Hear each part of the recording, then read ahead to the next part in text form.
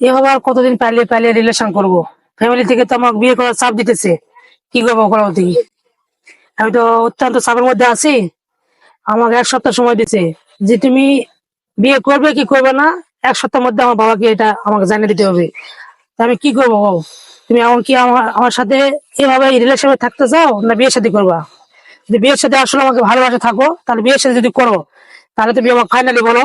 আমি তোমার কথা তাহলে আমার বাবাকে বাবা মাকে জানাবো যে আমি একজনকে ভালোবাসি। তুমি আগে কনফার্ম হও, আসলে কি আমাকে ভালোবাসো তুমি? শোনো, ওসব বিষয়ে কোনো কিছু সমস্যা নাই, কিন্তু সমস্যা হলো একটাই। যদি আমরা পালিয়ে বিয়ে করি, তাহলে আমার বাবার যেগুলা সয় সম্পত্তি আছে, জানো তুমি, ওগুলা কোনো কিছু আমার বাবা আমাকে দিবে না। আমার সাথে কোনো সম্পর্ক রাখবে না আমার বাবা। দুত্তরি তোমার বাবার সয় সম্পত্তি আমি কি করবো? আমার কি কম আছে?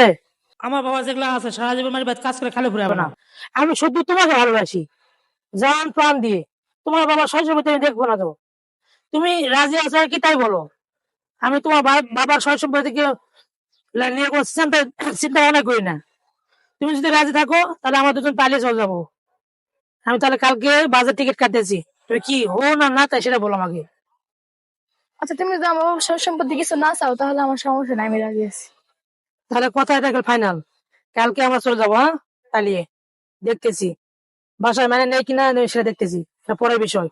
কালকে আমরা করলে কনফার্ম পালিয়ে যাচ্ছি। হ্যাঁ, আচ্ছা, ওকে।